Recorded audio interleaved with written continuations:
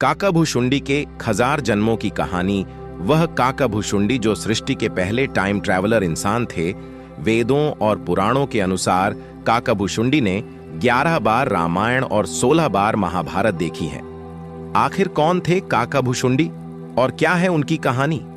किसने और क्यों दिया था उन्हें श्राप? माता सीता को रावण के चंगुल से छुटाने में कैसे की थी काकभुशुंडी ने भगवान राम की मदद? आखिर क्यों लेना पड़ा था उन्हें 1000 बार जन्म? क्यों काकभुशुंडी पर क्रोधित हुए थे भगवान शिव? संत तुलसीदास ने रामचरण मानस के उत्तरकांग में लिखा है कि काकाभुशुंडी परम ज्ञानी राम भक्त है। जब भगवान राम माता को रावण से बचाने के लिए लंका आए थे, तब रावण के पुत्र मेघनाथ से उनका युद्ध किया था। युद्ध के दौरान एक ऐसा समय आया जब मेघनाथ ने भगवान राम को नागपाश से बांध दिया था।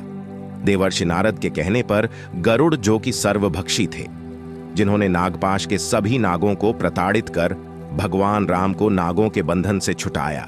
लेकिन वहीं भगवान राम के नागपाश से बंध जाने के कारण गरुड़ को भगवान राम के परम ब्रह्म होने पर संदेह हो गया।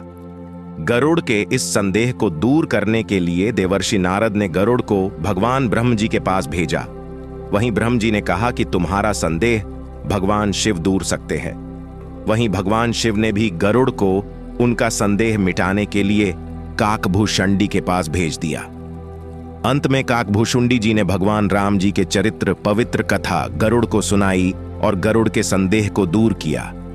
भगवान राम के प्रति उनके संदेह को समाप्त करने के बाद काकभुशुंडी जी ने गरुड़ को स्वयं की कथा सुनाई।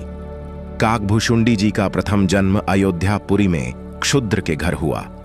अपने उस जन्म में वह भगवान शिव के बहुत बड़े भक्त थे, किंतु अभिमान पूर्वक अन्य देवताओं की निंदा करते थे। एक बार अयोध्या में अकाल पड़ गया। उस समय काकभुशुंडी जी अयोध्या छोड़ उज्जैन चले गए। वहां वह एक दयालु ब्राह्मण की सेवा करने लगे और उनके ही साथ रहने लगे। उन्होंने काकभुशुंडी को भगवान शिव जी का मंत्र दे दिया। भगवान शिव जी का मंत्र पाकर उसका अभिमान और बढ़ गया। वह भगवान विष्णु से द्रोह करने लगा। उनके गुरु ब्राह्मण ने इस बात से दुखी होकर काकभुशुंडी को भगवान श्री राम की भक्ति का उपदेश दिया। एक बार उस क्षुद्र ने भगवान शिव के मंदिर में अपने ही गुरु का अपमान कर दिया, जिसने बाद भगवान शिव ने आकाशवाणी कर उसे श्राप दिया और कहा कि हे पापी, तूने अपने गुरु का अपमान किया है, इसीलिए तू सर्प की अधर्म योनि में चला जा। सर्प योनि के बाद तुझे 1000 बार अन्य योनियों में जन्म लेना पड़े। गुरु बड़े दयालु थे, इसलिए भगवान शिव से अपने शिष्य के लिए क्षमा प्रार्थना की। गुरु द्वारा क्षमा याचना करने पर भगवान शिव ने आकाशवाणी कर कहा कि हे ब्राह्मण, मेरा श्राप व्यर्थ नहीं जाएगा। इस क्षुद्र को 1000 बार जन्म अवश्य ही लेना पड़ेगा। किंतु जन्म में और मरने पर जो दुख होता है वो इसे नहीं होगा और ज्ञान भी नहीं मिटेगा। इसे अपने प्रत्येक जन्म का स्मरण बना रहेगा। जगत में इससे कुछ भी दुर्लभ नहीं होगा। मेरी कृपा से इसे श्री राम के चरणों के प्रति भक्ति भी प्राप्त होगी। इसके बाद उस क्षुद्र ने विद्यांचल में जाकर सर्प योनि प्राप्त की। कुछ काल बीतने पर उसने उस शरीर को बिना किसी कष्ट के त्याग दिया। वो जब भी कोई भी शरीर त्यागता था, उसे बिना किसी कष्ट के त्याग सकता था।